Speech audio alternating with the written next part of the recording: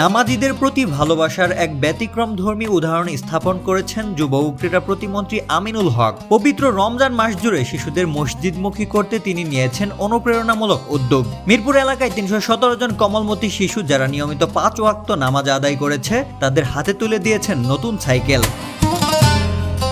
আমাদের মাননীয় প্রধানমন্ত্রী একটি নির্দেশনা রয়েছে যে আমরা চাঁদাবাজ মুক্ত সমাজ গড়ব, আমরা মাদক মুক্ত সমাজ গড়ব, আমরা দখলদার মুক্ত সমাজ গড়ব এবং সেই সমাজ গড়ার জন্য আমরা জিরো টলারেন্স দিয়ে যারাই চাঁদাবাজির সাথে জড়িত থাকবে। জীবন অবাক না করলে কে করবে? 28% মিল্ক ফ্যাটের অবাক করার সাথে ফ্রেশ মিল্ক পাউডার। জীবন অবাক করুক প্রতিদিন। তাদেরকে আমরা আইনের আওতায় এনে তাদেরকে দৃষ্টান্তমূলক শাস্তি দেওয়া হবে।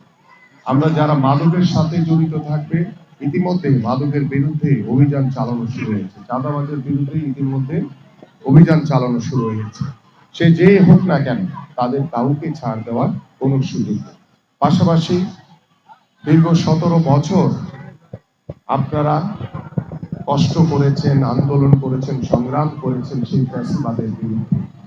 আমরা কখনোই এই রমজান মাসে যেভাবে আপনারা রোজা রেখেছেন শান্তিপূর্ণভাবে, অবাধে, কোনো প্রকার বিশৃঙ্খলা ছাড়া, এবং আমরা দল মত নির্বিশেষে সবাইকে, এই সমাজে যারাই বসবাস করে সবারই সমান অধিকার রয়েছে এই সমাজে বসবাস করা। আমরা সবাইকে নিয়ে এই রমজান মাস অতিবাহিত করছি এবং ঈদ উল ফিতরেও আমি বিশ্বাস করি আমরা শান্তিপূর্ণভাবে আমরা এই সমাজের সকলদের নিয়ে আমরা এই ঈদের আনন্দ সবাই আমরা ভাগাভাগি করে নিব ইনশাআল্লাহ। এবং দীর্ঘ 17 বছর আমরা অনেকেই পরিবারের সাথে ঈদ করতে পারিনি।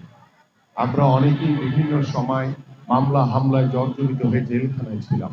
বাট আমরা আগামী যে বাংলাদেশ গড়তে চাই সেই বাংলাদেশে আমরা শান্তিপূর্ণভাবে, মানবিকভাবে একটি সুন্দর বাংলাদেশ আমরা গড়তে চাই, যে বাংলাদেশের মাধ্যমে আমরা রাজনৈতিক আর কোনো প্রতিহিংসা দেখতে চাই না। আমরা চাই সুস্থ ধারা রাজনীতির পরিবেশের মাধ্যমে আমরা যাতে এই রমজান মাসে যেভাবে আমরা রোজা রেখেছি শান্তিপূর্ণভাবে, আমরা ঈদ উল ফিতর যেভাবে আনন্দ ভাগাভাগি করে সবাই উদযাপন করব, প্রতিটি দিনই যাতে আমাদের শান্তিপূর্ণ হয় এই জন্য মহান আল্লাহ তাআলার কাছে আমরা দোয়া করি